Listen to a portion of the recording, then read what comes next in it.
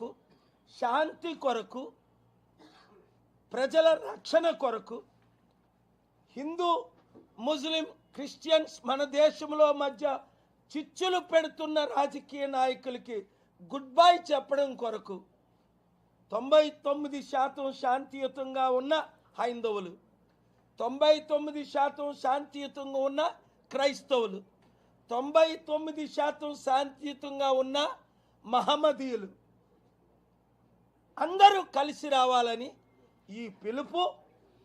ప్రతి ఒక్కరూ 7569441275కు గ్రూపులు పెట్టండి. ఆన్లైన్లో సోషల్ మీడియాలో doctor KA Paul, YouTube, Insta నేను ఎప్పుడు ప్రమోట్ చేయను, ఫేస్బుక్, ట్విట్టర్లో జాయిన్ అయ్యి 10 మందిని 100 మందిని జాయిన్ చేయండి. ఎందుకు అంటే ఇప్పుడు కానీ మనం చేయకపోతే పిచ్చేడు చేతిలో ఉన్న ట్రంప్ న్యూక్లియర్ వెపన్స్ అతి త్వరలో, నేను అంటుంది సంవత్సరాలు కాదు, నెలలు కాదు, కొన్ని రోజులు, వారాల్లో ప్రపంచ 3వ యుద్ధం అవుతుందని ఇప్పుడు మీకు కూడా అర్థమైపోయింది. ఒకవైపు China, Russia, north Korea, Iran, ఇంకొక వైపు నాటో 30 దేశాలు, ఇంకొక వైపు ప్రపంచంలో శాంతి గల దేశమైన మన దేశంలో యుద్ధాలు ఎక్కువైపోయి మతాల మధ్య చిచ్చులు పెట్టి కొంతమంది సొంత అజెండాతో నువ్వు జై శ్రీరామ్ అనకపోతే కాల్చండ్రా, ఆ బస్సులు తగలట్రా అని కొంతమంది దుండగులు, అలాగే రైసు బీన్స్ ఇచ్చి మత మార్పిడి చేద్దామని కొంతమంది మిషనరీసు, ఇవన్నీ పక్కన పెట్టండి. ప్రజాస్వామ్యంలో ఎవరికి ఏ రిలీజియన్ నచ్చితే ఆ రిలీజియన్లో జాయిన్ అవ్వచ్చని ఆర్టికల్ 25 ఆఫ్ ఇండియన్ కాన్స్టిట్యూషన్ చెప్తుంది. ఫోర్స్ చేసి వ్యానులు తగలబెట్టి పాస్టర్ని కొట్టి పనికిమాలిన చర్యలు తీసుకుంటున్న ఏ ఒక్క ఇడియట్ని నేను సహించను. ఎవడెవడు మీరు తెలంగాణలో 3 రోజులు ఒక పాస్టర్ ఇంటికెళ్ళి ఘోరమైన దాడి చేశారు 3-4 రోజుల క్రిందట. అనంతపూర్లో ఒక వ్యానుని తగలబెట్టడానికి ప్రయత్నించి బద్దలుగొట్టారు. ముఖ్యమంత్రులకు నేను పిలుపునిస్తున్నా, మీరు చర్యలు తీసుకుంటారా, నన్ను తీసుకోమంటారా? నేను చర్యలు తీసుకుంటే చాలా ఘోరంగా ఉంటుంది మీ పరిస్థితి.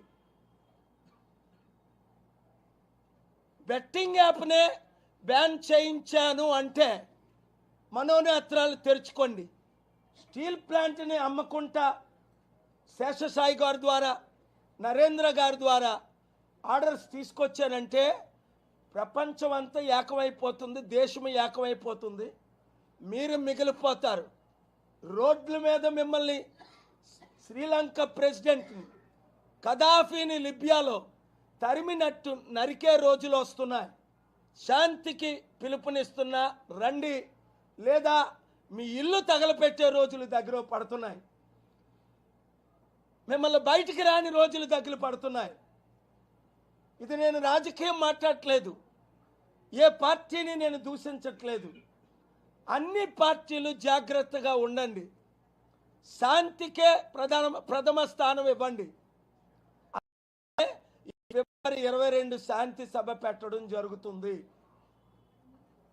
అది క్రైస్తవులైనప్పటికీ, మహమ్మదీలైనప్పటికీ, హైందవులైనప్పటికీ, యూదులైనప్పటికీ యుద్ధ సామగ్రి చేసిన వారిని నేను ఖండిస్తున్నాను. అది ట్రంప్ అయినప్పటికీ, క్రిస్టియన్ అంటాడు, క్రీస్తు విరోధి, ప్రపంచ శాంతి విరోధి, దేశ విరోధి, భారతదేశానికి విరోధి, సిగ్గులేక క్రీస్తు పేరు వాడుకుంటున్నాడు. అలాంటి సైతానులను, పిశాచులను, భూతాలను అరికొట్టడానికే దేవుడు నన్ను పంపించాడు గనుక మీ అందరికీ నేను పిలుపునిస్తున్నా. లేదా నష్టపోయేది మీరు, మీ కుటుంబం, మీ పిల్లలు, మీ సంఘాలు, మన రాష్ట్రాలు, మన దేశం. అర్థం చేసుకోండి. ఇంతకంటే సీరియస్ మెసేజ్ ఇప్పుడు లేదు. మూడవ ప్రపంచ యుద్ధం ఇలా బటన్ నొక్కితే స్టార్ట్ అవుద్దనే నేను అమెరికాలో రాత్రి పగలు గడుపుతున్నా.